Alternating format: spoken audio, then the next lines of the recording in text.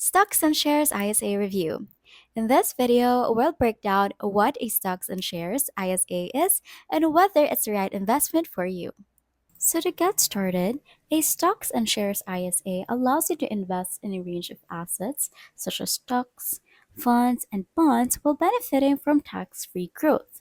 It's a great way to grow your money over the long term, especially compared to traditional savings accounts. The main advantage of this type of ISA is that any gains or dividends earned are tax free. However, investing always carries risks, and your capital is not guaranteed. Some providers offer ready made portfolios, while others allow you to choose your own investments. If you're comfortable with some level of risk and want a tax efficient way to invest, a Stocks and Shares ISA is worth considering.